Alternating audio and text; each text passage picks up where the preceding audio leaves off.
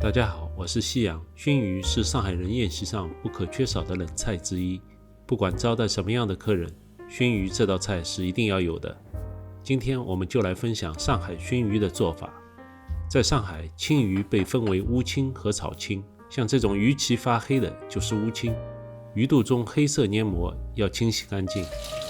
乌青平时专挑螺丝、河蚌等活物吃，肉质自然比吃水草的草青要鲜美得多。沿着龙骨把青鱼一分为二，龙骨比较硬，下刀的时候要用点力。家庭中油锅相对比较小，切成小片油炸更利于青鱼成熟。另一半也要贴着龙骨把鱼片片下来。切下来的龙骨可以和其他边角料一起烧个红烧鱼块，味道也不错。把鱼块切成1指宽的薄片，不要切得太薄，炸的时候容易碎。鱼皮经过油炸后非常有韧性，一定要把它保留着。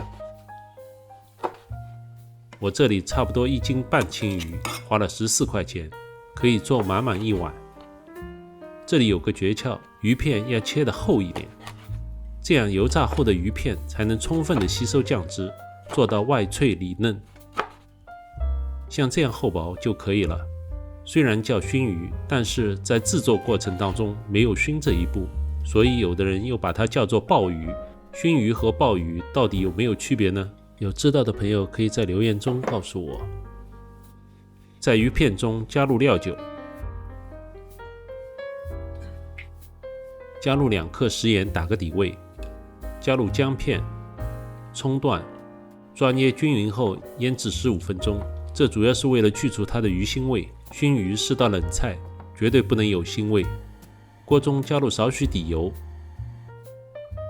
放入八角、姜块、桂皮、香叶、小葱，小葱不要切碎。把它们煸炒出香味后，加入500克左右的清水，这要看你鱼片分量的多少而定。加入20克生抽，制作熏鱼卤水汁的味道非常重要。加入10克蒸鱼豉油，加入10克老抽。喜欢我视频的朋友，请别忘了点赞加订阅。加入10克五香粉，五香粉可以让熏鱼的香气层次更加丰富。加入2克白胡椒粉，白胡椒粉起到去腥提鲜的作用。加入30克冰糖，20克料酒，最后加入5克食用盐。用小火熬煮10分钟后，取出葱段，其他香料再让它浸泡一会儿，把煮好的卤水汁倒入大碗中备用。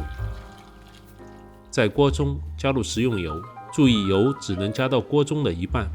用吸水纸吸取鱼片上的水分，用筷子一块一块把鱼片放入油锅中，不要一下子倒入，否则鱼片容易粘连在一起。可以每次放个3-4片，分几次把鱼炸完。注意油温要到70%的时候才能放入鱼片。放入鱼片后不要搅动，先让它定型。等炸至金黄后再把它捞出。升高油温到80%热，